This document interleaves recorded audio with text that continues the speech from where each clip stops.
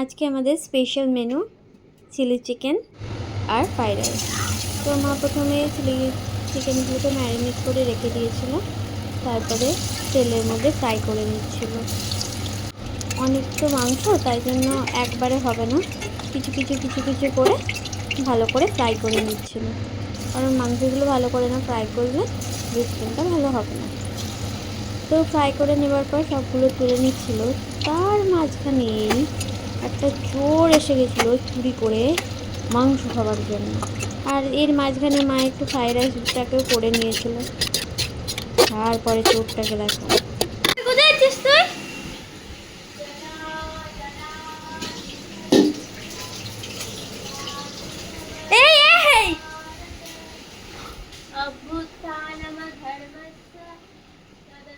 কি নিয়ে এসছি? এটাই লাস্টবার ছিল। মাংসটাকে সব তুলে নেওয়া হয়ে গেল। এরপর একটু মশলাটাকে কুটে নিচ্ছিল মা ফোড়ন দেওয়ার জন্য। তারপর ফোড়ন দেওয়ার পরে আদা রসুন কোচানো দিয়ে দিচ্ছিল।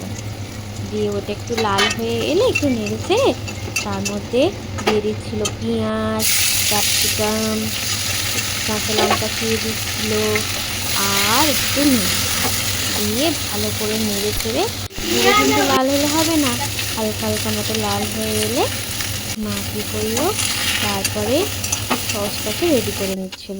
Tomato ketchup, red chilli sauce, soya সসটা অল্প করে দিয়েছিল, পরে আবার অ্যাড করবে বলে, আর গ্রিন চিলি সস।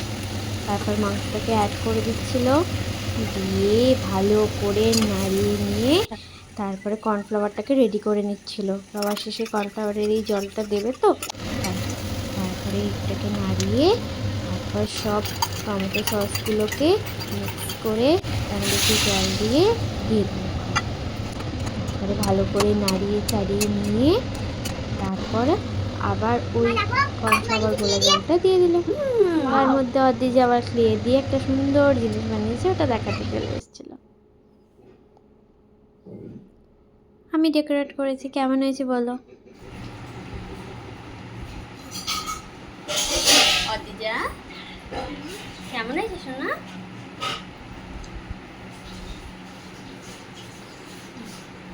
ভালো হয়েছে?